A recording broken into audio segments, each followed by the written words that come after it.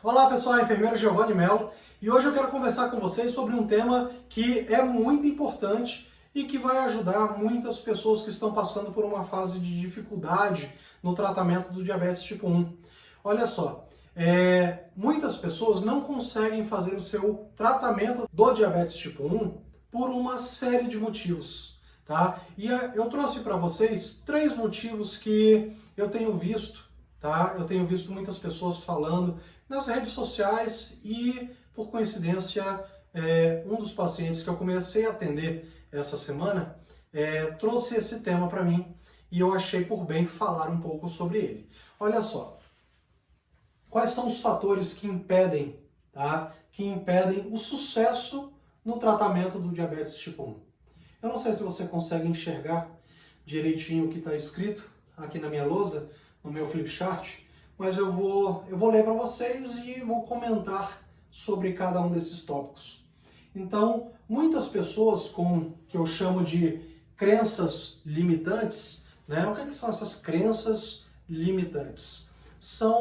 Elas são divididas em algumas partes, por exemplo, crenças limitantes hereditárias, pessoais, sociais, tá? O que são essas crenças limitantes? Tá? É tudo aquilo que impede, tá? Que bloqueia você de tomar uma ação ou que você se enquadre, se encaixe em um tipo de atitude, tá? Principalmente atitudes voltadas para um cuidado próprio, tá? Um cuidado consigo mesmo ou para com o outro.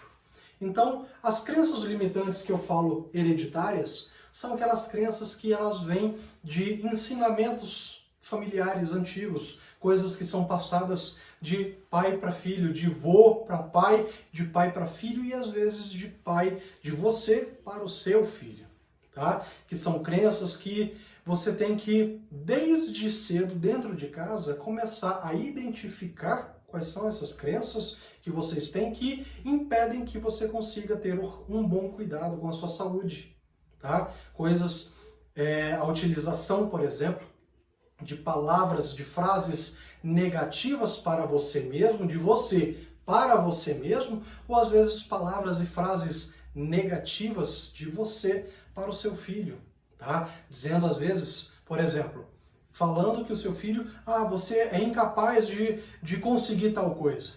Você nunca vai conseguir fazer tal coisa. Então, essas crenças limitantes são vindas dos nossos antepassados, às vezes é a forma com que o nosso avô tratava o nosso pai tratava você, e de repente você hoje está tratando o seu filho. E é justamente essas crenças limitantes que eu quero que você comece a identificar dentro de você, para que você não repita com o seu filho, tá? Ou com você que é diabético tipo 1, com seu filho que é diabético tipo 1. Por quê? Porque nós temos que eliminar, né, de uma vez por todas, algumas crenças que impedem que a pessoa sinta prazer em se cuidar, que sinta prazer em buscar alternativas diferentes para estar melhorando a sua saúde, ou não necessariamente, às vezes, melhorando a saúde física, mas às vezes a saúde psicológica, a saúde mental, principalmente de quem tem diabetes tipo 1, que nós sabemos que precisa ter a mente muito tranquila, tá? Ser muito bem orientado, às vezes pela própria família, saber que a família está lá perto de você, que como meio de lhe dar conforto, como forma de lhe dar amparo, tá? Principalmente amparo psicológico, sabendo que tudo que você for tentar fazer, a sua família vai estar por trás lhe dando apoio. Então você, tá, que é diabético tipo 1, tem que buscar isso, tá? Eliminar essas crenças, tá? Essas crenças que são hereditárias, essas que vêm, esses pensamentos negativos que são passados de pai para filho, tá? Ou se você é pai, se você é mãe de uma criança com diabetes tipo 1, é justamente eliminar esses pensamentos negativos, essas crenças limitantes hereditárias, né? Não passar para o seu filho, na verdade passar coisas boas, sentimentos bons, que vão fazer com que ele se sinta bem a ponto de querer cuidar do seu tratamento do diabetes tipo 1, tá bom? Qual é uma outra crença limitante que acontece bastante. Nós temos crenças pessoais, né? Ou seja, aquilo que nós acreditamos com base nas nossas vivências, em tudo aquilo que a gente vivenciou até o dia atual, até a presente data. Então, às vezes a gente acredita tanto numa coisa que não funciona, que não dá certo, que aquilo não vai funcionar, e aí às vezes a gente interioriza aquela questão e impede que a gente evolua como pessoa, evolua como uma pessoa que está em busca de um melhor tratamento do diabetes tipo 1, tá? E quando eu falo tudo isso, eu falo isso sempre pensando em fazer com que todos os lados, tá, que rodeiam uma pessoa, tudo o que rodeia essa pessoa, seja de forma positiva, de forma direcionada, para que a gente alcance um bom tratamento e uma meta glicêmica de 70 a 180, tá? Então, crenças limitantes, elas existem e elas têm que ser trabalhadas interiormente, tá? E, às vezes, com ajudas de profissionais psicólogos que ajudam a gente a trabalhar essas questões, tá, internas da gente mais a fundo, principalmente quando nós temos crianças diabéticas tipo 1 que a gente precisa estar orientando, dando suporte, dando apoio, tá, para que elas no futuro comecem a se cuidar, tá? Outra crença limitante que nós temos são as crenças limitantes sociais, né? Aquilo que a gente vê na televisão, pacientes com diabetes tipo 1 são o grupo são um grupo de risco para a pandemia que está acontecendo hoje. Só que o que eles não falam é que o paciente, as pessoas com diabetes, tá, de uma forma geral, que são grupo de risco, são aquelas pessoas com diabetes descontrolada há muito tempo, tá? As pessoas com diabetes que estão sempre com hiperglicemia, sempre com hipoglicemia há muito tempo, ou que já apresentam complicações micro e macrovasculares da doença. Eles não falam que o grupo de risco de pacientes que têm um bom controle glicêmico, que fazem atividade física, que aplicam sua insulina na dosagem correta, que fazem a contagem de carboidratos, que têm um controle glicêmico muito assim na palma da mão, que controlam regradamente esse controle, tá? Eles não são grupo de risco, simplesmente por serem diabéticos, tá? O grupo de risco é aquele paciente, é aquela pessoa com diabetes que não tem controle, que já tem problemas decorrentes da doença, tá bom? Então, algumas coisas são crenças limitantes sociais que a gente tem que entender, tem que buscar estudar para evitar que esse tipo de coisa sedimente na sua cabeça, evitando com que você mantenha um bom controle glicêmico, tá? Uma outra coisa que é muito importante, o acompanhamento inadequado. É muito importante a gente saber identificar se aquele profissional que está acompanhando a gente, que está acompanhando você ou o seu filho, tá? Seja ele o profissional que for, ele é um profissional adequado, tá? Como é que você vai conseguir identificar isso? Tá? Então, busque naquele profissional que atende você sempre a clareza, sempre a explicação em excesso. Tá? Aquela pessoa, aquele profissional que está sempre lhe orientando, falando os detalhes. Como eu sempre falo, pessoal, é o detalhe, tá, que traz um bom controle glicêmico, tá bom? Então, quando você estiver procurando, você estiver acompanhando o seu profissional, você estiver com ele, observe se ele está sempre trazendo questões inovadoras para o tratamento do diabetes, se ele está se preocupando com a sua rotina diária de tratamento, se ele se preocupa com os locais de aplicação de insulina, se ele se preocupa em trazer você, tirar você de uma receita de insulina sem a contagem de carboidratos para uma receita com contagem de carboidratos que estimule você a fazer a contagem de carboidratos se você ainda não faz, né, que estimule você a fazer a atividade física, que elabore junto com você um plano de atividade física para você e para o seu filho se for diabético tipo 1, para que ele tenha uma rotina diária bem estabelecida. É isso que eu busco com os meus pacientes, tá? Eu trabalho os meus pacientes de uma forma holística, como a enfermagem gosta muito de frisar isso, de falar isso. A gente gosta de ver o paciente como um todo, não é simplesmente a receita de insulina, tá? Não é simplesmente a alimentação, a contagem de carboidratos, a atividade física. Não, a gente gosta de falar sobre a rotina familiar. Eu gosto de abordar sempre qual é a sua rotina. O seu filho está acostumado a acordar sempre em 9 horas da manhã, 10 horas da manhã.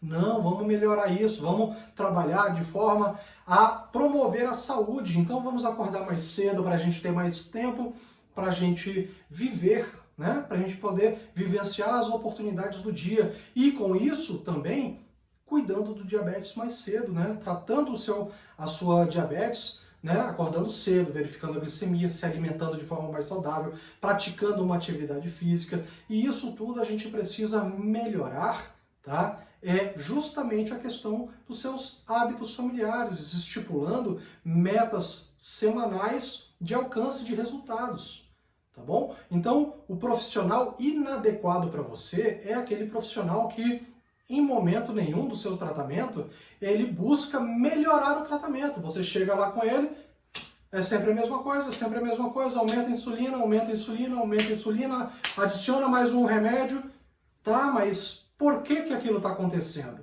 Né? Por que isso está acontecendo? Né? Então, busque sempre melhorar junto com o profissional que está lhe atendendo. E se não tiver como, mude de profissional, tá certo? Isso aí é uma prerrogativa sua, tá? De ter uma pessoa capacitada lhe atendendo, tá bom? Procure, você vai saber, quando você encontrar, você vai saber identificar aquela pessoa que está sempre lhe incentivando, buscando novas formas de se abordar o tratamento do diabetes tipo 1, tá certo? Que vai trazer para você inovações, vai falar para você sobre mecanismos que auxiliam no tratamento, como, né, mecanismos avançados como bomba de insulina, como vários outros equipamentos, né? Hoje que a gente fala em tecnologia em diabetes, que a gente consegue monitorizar a glicemia em tempo real, que a gente tem setas de tendência. Então busque sempre estar cercado de profissionais que buscam o melhor para você, que buscam o melhor para o seu filho, tá certo? E uma outra crença que é muito limitante, que as pessoas acabam achando que é impeditivo para um bom controle glicêmico, que é impeditivo para se fazer um acompanhamento do diabetes adequado, que é justamente o quê? A renda pessoal, a renda familiar, ou seja, dinheiro.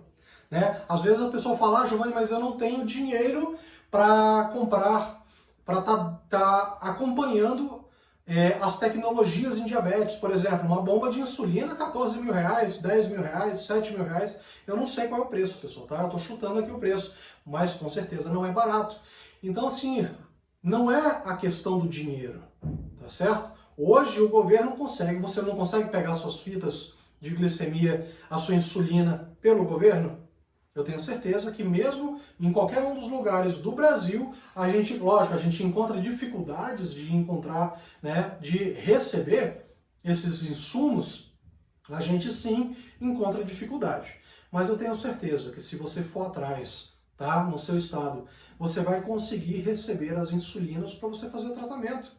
Tá? E busquem, tá? Dentro do estado, dentro da cidade, da região onde você se encontra, busque sempre receber aquelas insulinas que hoje, tá, são insulinas são insulinas de última geração, né? São insulinas análogas, né? Análogos de insulina que são de muito melhor, de ação mais rápida, e outras de ação mais lenta, que são de uma qualidade maior. Tá? Então, voltando aqui, quando eu falo na questão financeira, tá, para o tratamento, às vezes a pessoa é baixa renda, não sei se é o seu caso, mas famílias de baixa renda, tá, conseguem sim, e eu já acompanhei diversas famílias de baixa renda, enquanto eu era enfermeiro do programa de diabetes tipo 1 do Hospital da Criança de Brasília, tá, eu recebia muitas famílias que eram baixa renda, e que faziam um excelente controle glicêmico. Por quê?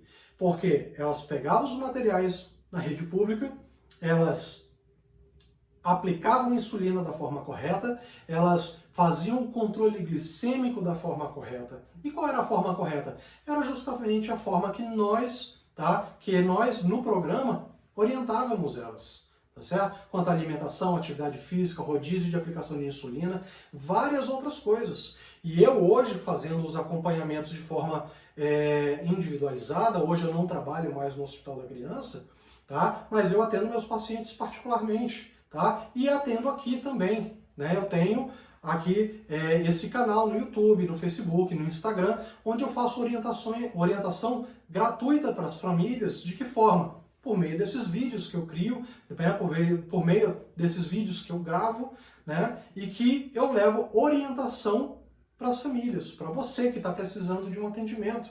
Então, a questão financeira, tá? Ela é importante? Ela sim, ela é importante, nós sabemos disso. Aí as pessoas falam, Giovanni, mas eu não tenho dinheiro para comprar uma alimentação saudável.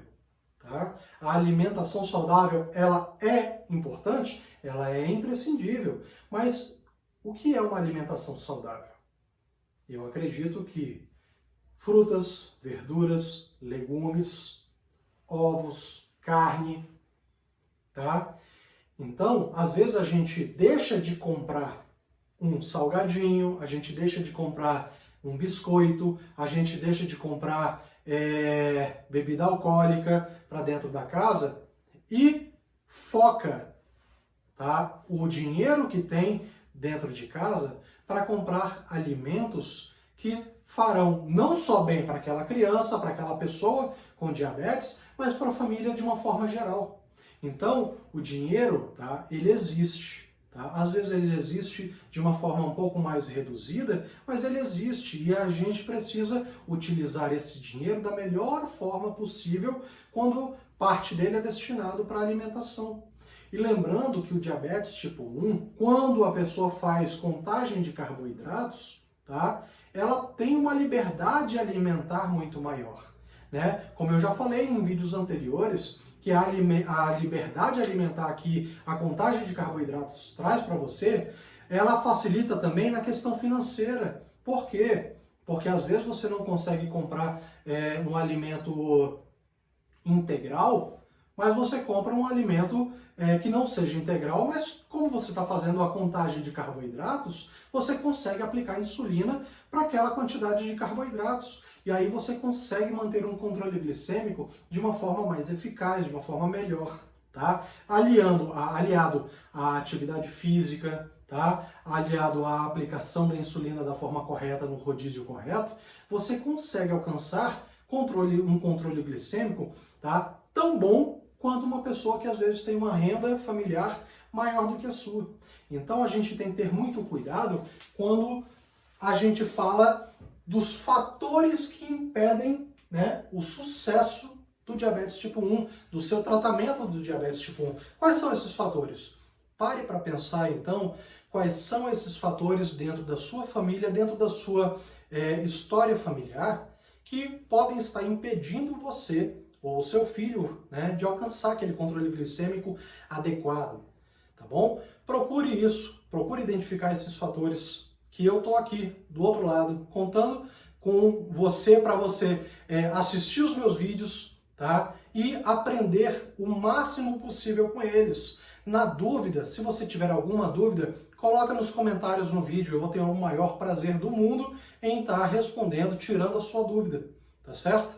Então, faça isso. Espero que você tenha gostado do vídeo, tá bom? Espero que tenha ajudado você a eliminar um pouco das crenças limitantes que te impedem de alcançar um bom tratamento do diabetes tipo 1, tá bom? Então, fiquem com Deus, um abraço e até o próximo vídeo.